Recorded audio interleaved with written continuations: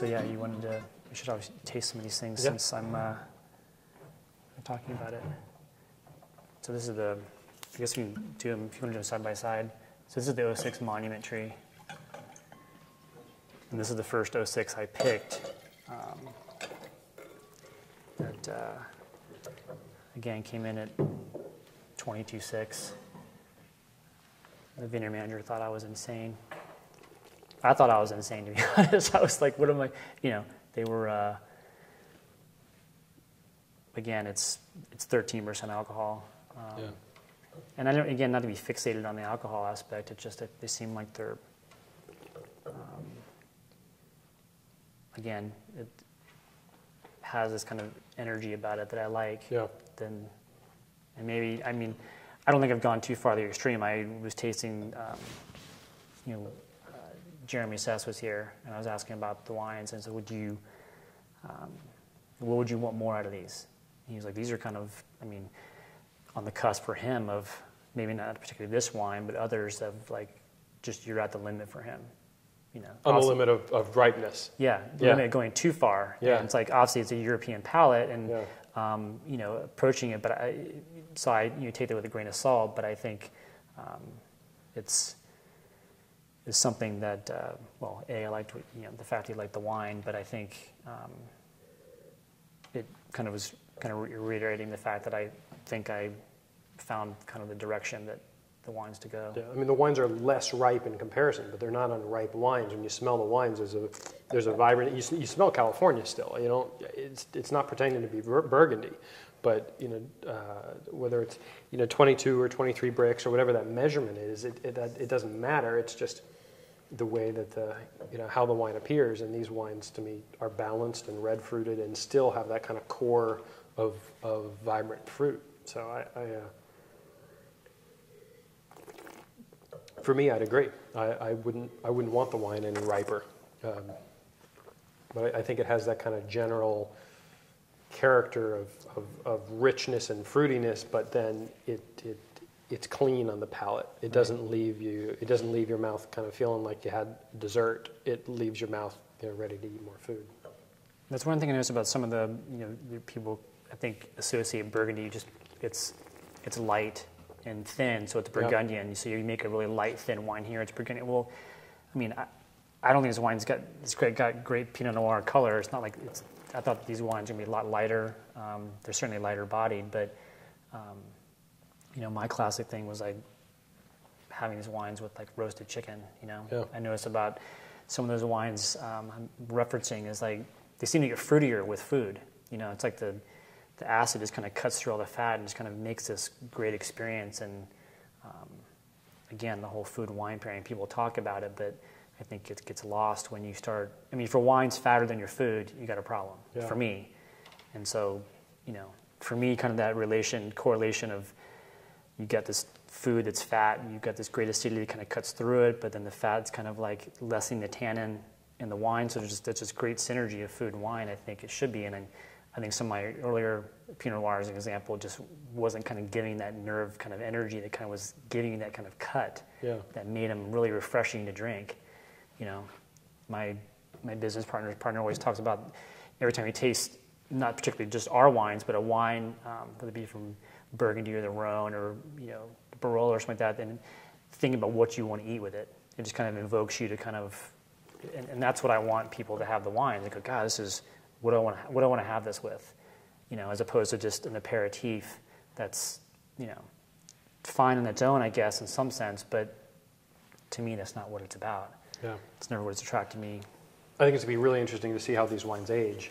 And my gut is I think these wines are going to be really interesting with age, but I never pretend to know exactly how a wine's going to age because you really don't know. But these have the structure, that is reminiscent of wines that I've had experience with that do really, benefit from age and develop well. So this is the '06 Wenzel. In all fairness, these were opened yesterday afternoon with Eric. So I think it's always interesting to see what the wines taste like, a day or two later. Yeah. I noticed with my other earlier wines, it's like they would start to show a little bit of oxidation with a day of being open. You know, they just weren't. Not that there's some correlation with like, okay, I leave it on the shelf for a day, it correlates into 10 years of you know, ageability. You know, it's.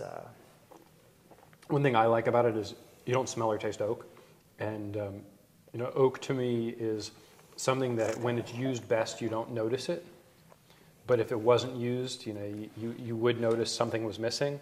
So I don't taste and smell aromas that are oak generated aromas, right. But it just adds to sort of flesh out the wine. Actually, I don't even notice it. So I don't know if you're using probably 20 or 30% new oak or no more than 30. Yeah. And I changed again with like just going to the pump overs. I was concerned about being having the wines be too oaky. Yeah. And it's just two thoughts about it. It's interesting because most barrels now are medium toast, tighter grain forest like Trancé, Bertrange, but I've also gone to 36 and 48 month air dried wood. This year I'm going to get some 60 month air dried. It seems to not as be as overtly like influencing the wine. It just it seemed to add some subtle spicy character to the wine, but not like dominating. I've also had this thought. I was asking our Cooper about. You know, I put a wine that's 15.5% alcohol in barrel as opposed to 13 alcohol being a solvent in a heavier toasted barrel. Am I getting some type of higher extract from the alcohol? Yeah. And I mean, the person, he didn't have any answer, but it was an interesting concept to think about that, you know, you got this, at the time I was using heavier toasted wood, and was I just exacerbating that problem with, again, alcohol being higher. Yeah. I mean, whether or not you get more. I've found that I've been able to, these wines have, they've been in barrel longer, so I've had elevages longer, but they don't seem to be getting dried out like my concern was before. I tried it before with some of the wines that were, you know, some of them were close to 15 sometimes, and it seemed like over vintaging them, they were kind of drying out, but the wood was actually kind of becoming more prevalent and kind of, again, dry. And it was, I don't know, not that I've figured it out, but it just seems like I agree with you. I like this kind of integration more with it. You know. They're balanced wines, and everybody says the balance is one of those things. People use that term a lot, but you know, wines, for wines to be balanced, it's not about levels. You can't measure balance analytically, and I think at times there's a lot of things you can learn by going to wine school, but I think too many people that take that approach where they measure the wine and they, you know, what they learned in an enology class, and they measure the wine and they look at it and go, oh, well, the acid's balanced. And you can't tell from a number what is balanced any more than you can tell from, you know, I don't know, a readout of colors on a computer, whether a painting is, you know, is good or in focus or right. Whatever. It's the difference between objective and subjective, and balance is subjective. And I think that they hit that mark for me, which is always what I'm looking for in wine. Yeah, it's interesting about the quote numbers. I mean, I didn't go to school for enology or viticulture, so some of this was like taking as like what was supposed to be the norm out there.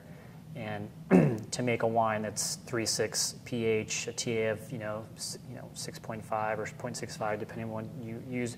And some of those wines, if I would adjust them to be kind of in that range, but I don't think in the long term they remain balanced. They again kind of lost their energy.